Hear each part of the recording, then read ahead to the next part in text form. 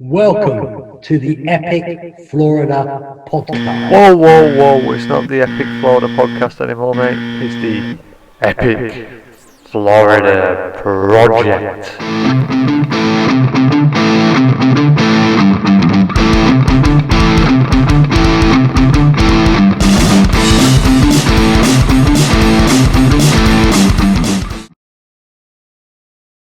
Hello, everyone, and welcome to another episode. Well, actually, the first episode of the Epic Florida Project. Yes, if you're wondering, we have changed the name a little bit because we have. So instead of me just waffling on for a few minutes on my own, let me introduce my fantastic good buddy and co-host, Epic Phil. Hi all, and I'm going to out Simon. The name change to project is quite simple. Orlando's always got a project going on somewhere, and quite frankly, we are living right now in the biggest project ever, getting all of us back over there. So this makes sense to me, a new name, and I feel like podcast just puts you in a niche little area. Project I think it gives us more freedom. Well, if you want to do a quick breakdown. We originally said the Epic Florida podcast because it was a podcast. This has now evolved now. We're not really we are a podcast, but we're mainly on YouTube. So it's kind of evolved to so we've got the Epic part because why not?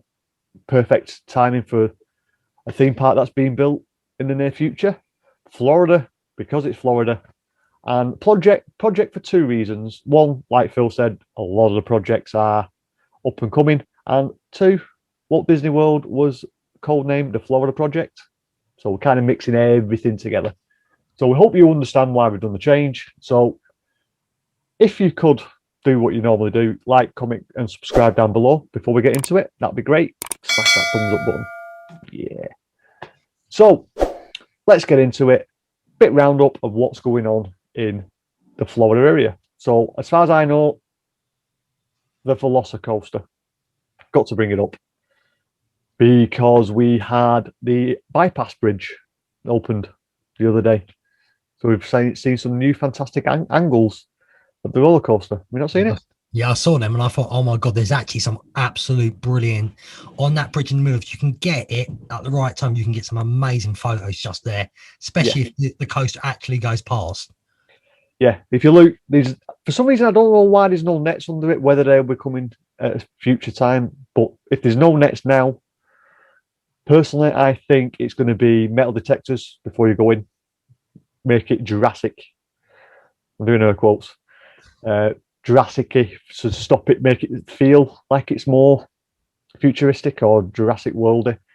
That you will have to go through metal detectors and you won't be able to take anything on with you at all, because obviously we don't want a situation like Dueling Dragons. So pretty much just falling off already. Sorry? Pretty much like Hulk. Yeah, Hulk, Rip Ride Rocket, all them. So, but yeah, the views are fantastic. The coaster looks gorgeous, to be honest. Now it's up. Now people got up close and personal. The views are fantastic. Testing ramped up to, I think, 4 trains on the track at any one time, with a dispatch of 35 to 40 seconds between each train. So you're looking at round about, I think someone worked it out, about 1,890 people an hour, which is pretty good. So, because I see it as one train in the first section. Once that train goes past the second launch and over the top hat, another train sets off from the station, and there's 2 in waiting behind. So there's constantly people getting on the track and off the track on the trains at any one time. So you've always got a constant flow. And I think they're doing this amount of testing now to say, right, we're open, we're not going to do a Hagrid's, and it's just going to fly. Fingers crossed. Well, actually not fly. I don't really want it to fly, mate. No. I want it to ride well on the track. Flying would actually worry me a bit. Well, yeah, but you know what I mean. Icebreaker, I believe, breaking. I've just seen it this afternoon. I'm going to date this. It's Saturday. 2 trains on the track testing, multiple testing. So it looks like icebreakers getting ready to get open soon. So that's another roller coaster to look forward to. The only one I've not really got much information on is Gwazi, Iron Gwazi. I don't know what's gone on or what's going on at the moment. There's not much information coming out of Busch Gardens. So I've just gone quickly over the roller coasters and new things coming. Oh, there is one more thing I forgot. It's the slingshot. As we mentioned in the last episode, we will do it if we can get to 1,000 subscribers. So you've just seen the thing below you. Smash that subscribe button. And yeah, the slingshot it's getting ready to be. I think it's ready to go vertical soon because they're now just installing all the LED lights onto the actual springy bits as they're going up and down. So that's coming along nicely. While we're there, I've got one more thing. I'll pass on to Phil with whatever he's got. In the game, new arcade opened up inside Icon Park. I think I mentioned it in the last episode. I didn't know what it was. Sorry? I've seen videos of it now. Yeah, I didn't know where it was. I thought it was going to take over from Dave and Buster's, but it's not. It's actually inside between Madden Two Swords. Yes, I said swords, not sows. Madden Two Swords and the ticket booth for the Icon. Yeah, I noticed it's also got one of them rooms as well. You know, when you have to try and escape rooms. I thought it's got. I think there's an escape room. There's VR consoles. There's arcades. It looks like fun. It looks expensive. It looks like there's a room of mirrors as well. You know, them sort of things you have to try and walk through and you bang your head into a mirror because you don't realise you're going the wrong way. Yeah, but I did see some prices for that, and that was $12. So that sounds expensive for a mirror room. But yeah, I think I'm going to need to see videos and see how big these things are properly. Yeah, but it doesn't look cheap. Like maybe like Dave and Buster's, but it does look expensive. But it's also can be tagged into a full day. And I think they're trying to make Icon Park into an area where you can spend at least half a day. Based on it's a fun spot. So we're getting to that situation with it now, I think. So I've just given all my updates. I would pass you over to Phil. What updates have you got, dude? I can give a bit of news on one thing. WWE's WrestleMania is going ahead 2 days over April. I believe tickets went on sale Friday. If people are interested, if they're out there and they want to go to it, go to WWE.com, whatever it is. Also check the American Ticketmaster as well. Just remember, it's limited tickets, people. So I don't know how easy that's going to be for you out there, but it's over 2 days. So touch wood, if you're out there and you want to go to an event, give it a go. There's really not much other news I've seen, mate. There's been like little hints and, you know, secrets from trying to give us ideas that something's coming soon from Halloween Horror Nights. What we'll do, I'll because we had a bit of a discussion off air about this. This we'll class this as the rumor section. There's quite a few rumors. So we'll jump into a bit of rumors because I like to say what's happening, what's factual, and we'll go into a rumor section. So this is now the rumor section. So bang us with some rumors. Well, rumor one is that Disney people I think got this wrong. They heard one thing and pushed it straight to Disney that the queue lines would be put in half for social distancing. I believe it was more of a state thing that the rule was allowed to be brought in. So anywhere in the state, you could half the queue down. But I don't believe Disney themselves have said they're doing it. I've seen different people and reports online, but I've not seen anything factual about this yet.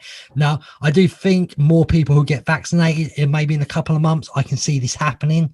But at this moment, anybody out there, I don't see you getting this straight away. Yeah, well, the original source was the CDC was recommending 3 foot or but they never mentioned anything about queues. I'm sure it mentioned schools.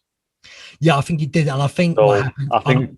I think these companies, Disney sites in America, fan sites, they put 2 and 2 together, and unfortunately, it probably will happen at some point. But I think they jumped the gun on it a bit too early. If you've seen that, people, until you officially hear it from Disney, it's not officially happening. So don't get excited for that quite yet. Yeah.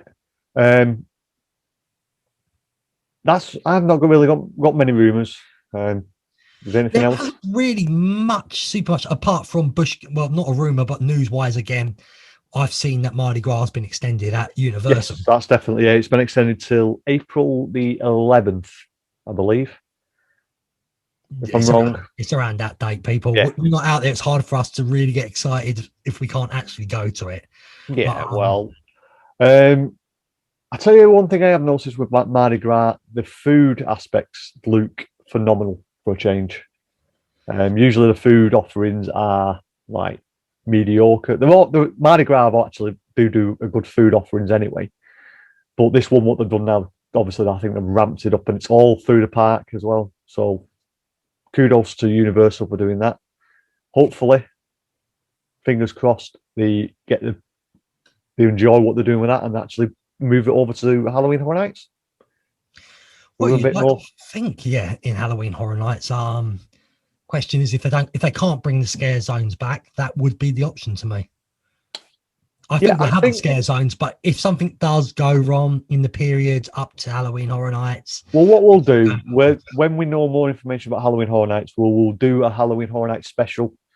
We'll give our tips for first timers and a bit of an insight into what Halloween Horror Nights is, and if you're willing to go, because we can tell you from a Brit's perspective than an American, because obviously the American one is completely different. With us, we have to look at it a slightly different way as well, because we have to fit in with doing a lot more stuff where a lot of you Americans will just go for the weekend to Halloween Horror Nights, where we've got 2 weeks span and we have to plan. But we'll put that into a special one day for you. I'll tell you what though, for Halloween Horror Nights, Yeah. What did you think of the new Beetlejuice merchandise?